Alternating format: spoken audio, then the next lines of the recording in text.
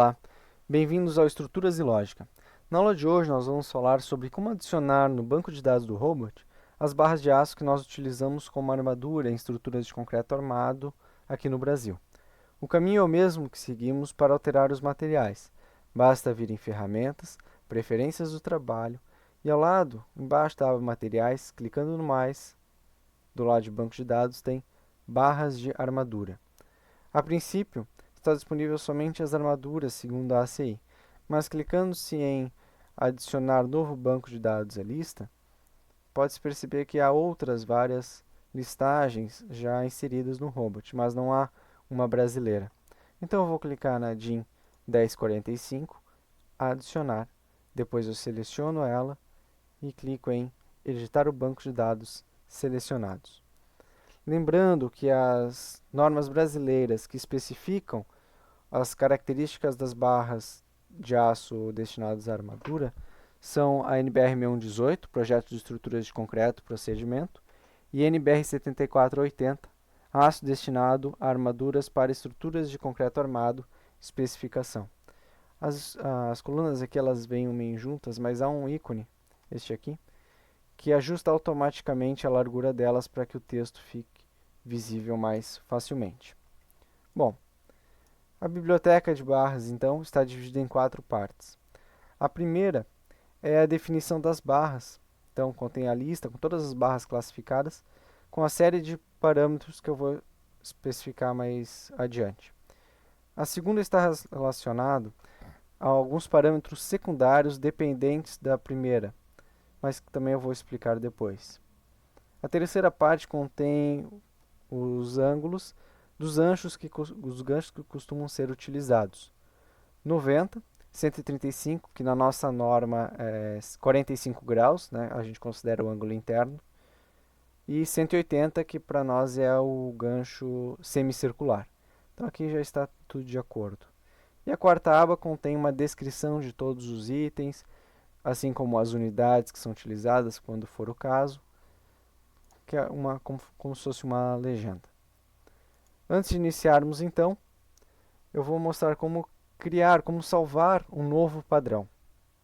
Basta vir em Salvar Como e digitar bar, underline e o nome que eu desejo dar. Eu vou colocar NBR. Esse bar, underline, é importante que seja escrito no início, porque o robot ele reconhece automaticamente como uma lista de barras que podem ser utilizadas pelo programa. Então, digito e clico em salvar. E começo então a colocar os valores que eu desejo. Eu vou apagar todas as barras que aqui estão, deixando só a primeira linha que eu vou utilizar como modelo. Basta selecionar e dar um delete. Como exemplo, eu vou colocar uma barra de 12,5. O aço de uma barra de 12,5, steel, é um CA50. Então eu seleciono e digito CA50. O diâmetro é 12,5, como eu já falei. Lembrando que tem que colocar ponto e não vírgula, que senão o robot não reconhece. O diâmetro real, 12,5. O comprimento máximo das barras vendidas no Brasil é especificado no item 4.5 da NBR 7480, como 12 metros. A mesma norma no anexo B, na tabela B1, define a massa por metro linear, sendo 0,963 kg por metro para uma barra de 12,5. Isso aqui, as unidades, então, podem ser verificadas na descrição. Então, diâmetro milímetros, massa, comprimento metro e massa quilos por metro linear. Voltando, as 3 colunas seguintes referem-se ao comprimento mínimo dos ganchos, considerando os ângulos de 90, 135 e 180 graus. Aqui você vai inserir, na verdade, o coeficiente pelo qual o diâmetro é multiplicado. Na NBR 6118, no item 9.423, está definindo os valores mínimos de 8 para um gancho de 90 graus, 4 para um gancho de 135 e 2 para um gancho semicircular. Esses valores, então, eles vão ser multiplicados pelo diâmetro da barra e vai dar o comprimento do gancho. Mas eu vou falar mais sobre isso adiante, mostrando onde é que então está dizendo que aqui é o coeficiente e não o comprimento. A coluna Stirrup Band Former Jam refere-se ao diâmetro mínimo dos pinos de dobra dos estribos, considerando a hipótese de um estribo com barras de 12,5. Esses pinos de dobra são definidos no item 9461, na tabela 9.2 da NBR 6118. Para uma barra de 12,5, é 5 vezes o diâmetro. A coluna seguinte é sobre o diâmetro mínimo de dobra dos ganchos. Nesse caso, também, segundo a mesma norma, na tabela 9.1, é 5φ. Em seguida, é pedido o valor mínimo de dobra para as barras longitudinais em geral. Esse valor ele pode ser encontrado também na norma 6118, no item 18.2.2, como 15φ para uma barra de aço CA50. A tensão de escoamento característica para uma barra de aço CA50 é de 500 MPa, ou 5 vezes 10 na 8 newtons por metro quadrado, que é a unidade que está sendo utilizada aqui, conforme a tabela B3 da NBR 7480. Como essa é uma barra nervurada, eu não vou selecionar o ícone de barra plana. Bar size seria o nome comercial dessa barra, que eu vou colocar 12,5, que é o que a gente costuma falar. Bom, definido então todos esses parâmetros, é preciso verificar como é que o robot está fazendo essa leitura. Como é que eu sei que ele está relacionando, por exemplo, o comprimento dos ganchos com o diâmetro das barras, como determina a nossa NBR. A ACI, por exemplo, fornece um comprimento específico, já com as unidades.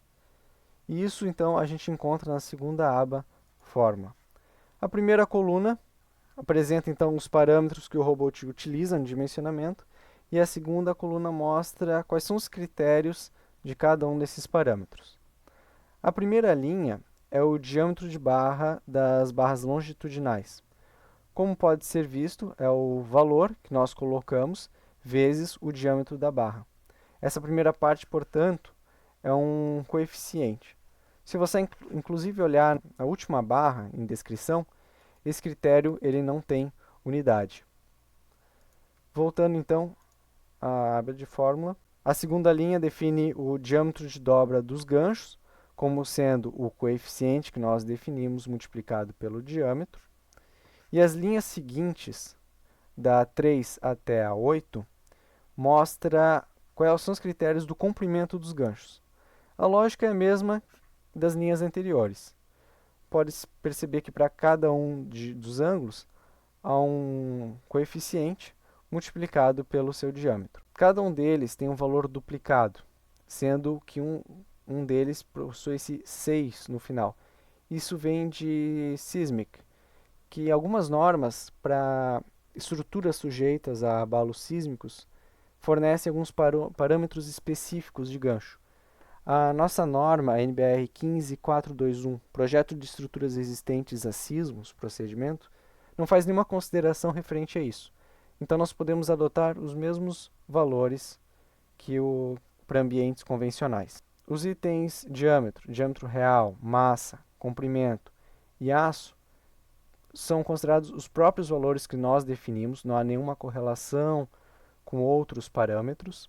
As linhas seguintes referem-se aos estribos. Stirrup estribo, significa estribo em inglês.